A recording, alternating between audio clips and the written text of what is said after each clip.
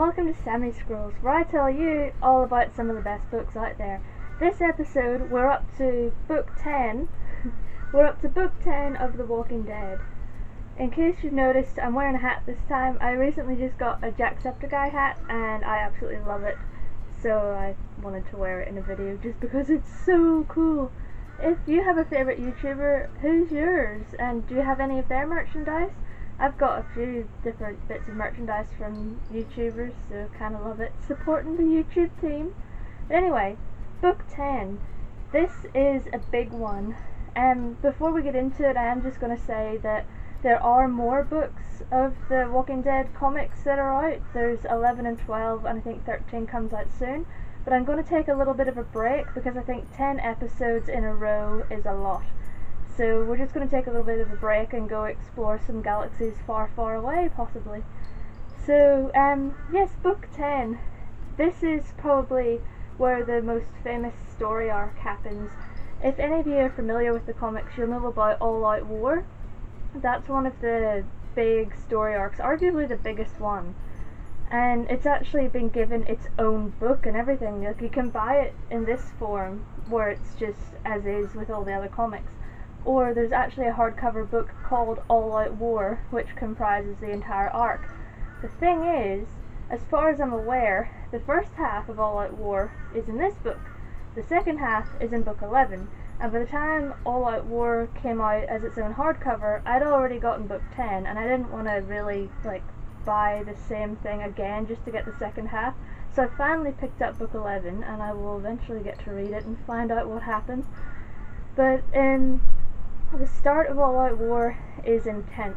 It's brilliant, but it's intense because Negan has well and truly asserted his authority and established who he is, and the leader of the Hilltop, Gregory, he's delusional. He thinks that Negan can be reasonable. That's what he's telling his group, but then when Negan takes him, Negan just slaps him in the face, essentially, shows that Gregory means nothing to him, and Negan is going to take what he wants, and it doesn't matter who he has to hurt, kill, or anything else to get it. And Gregory goes back to the Hilltop and says that it was all off his own back that things went well, and he sacrificed so much for that community. I hope his name's Gregory. I might be wrong. It gets confusing sometimes reading the comic books and watching the TV show because I get things muddled up. I'm pretty sure the leader of the Hilltop is Gregory.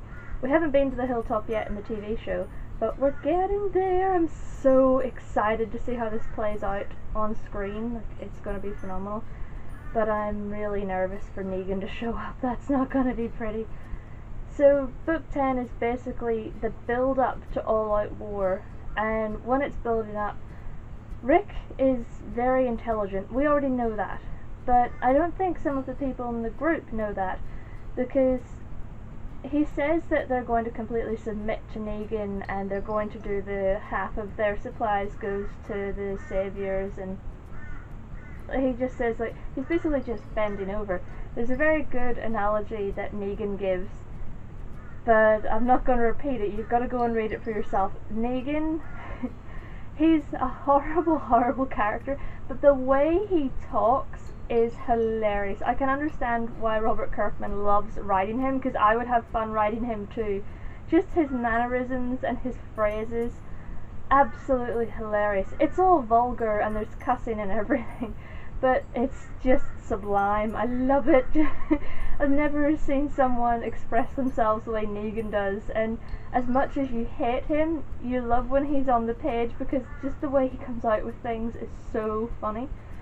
So the people think that he's an idiot and that they're just going to submit, and that's not Rick's plan at all. He does say that that's what they're going to do, but anybody that knows Rick Grimes knows that he never just rolls over. He's going to take a stand. It might not be obvious when or how, but it's going to happen.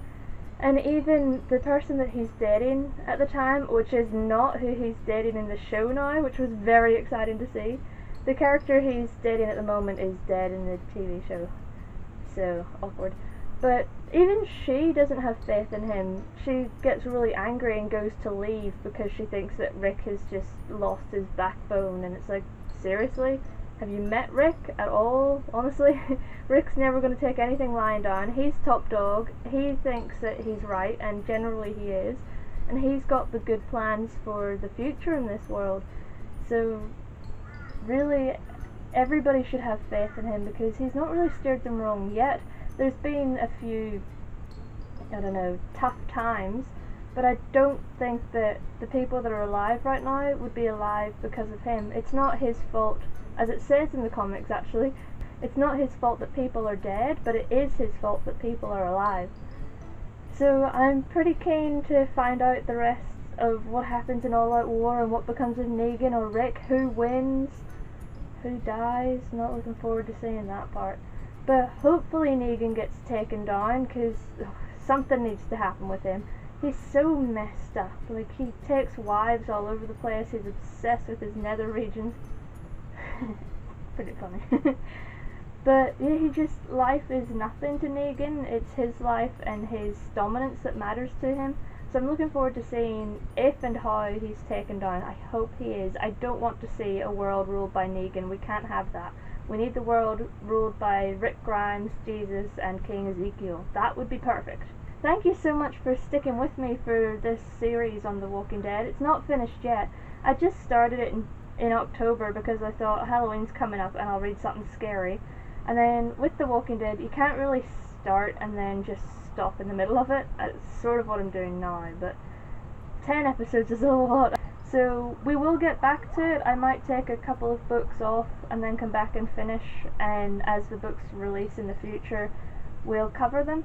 But for now, that's the Walking Dead series. Thank you so much for watching. We'll be back soon, and if you have any thoughts on the TV show or the comics or anything, please come and have a chat with me. I absolutely love talking about it, especially what happened in the most recent episode. Spoiler alert if you haven't seen it, Michonne is a thing. I kind of wanted Rick and Daryl to be a thing, but Rick's already been married, so we know that he's hetero, so I was like, darn it. But if he was going to get with anyone, Michonne, like any female, Michonne is my pick, so I'm so happy. That's going to be so good.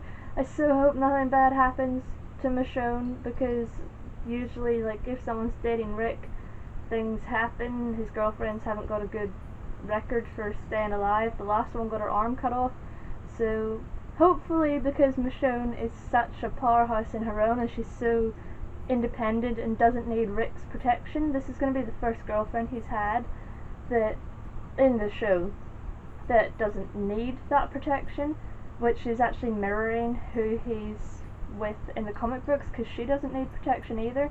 She's more of an equal. Like Laurie,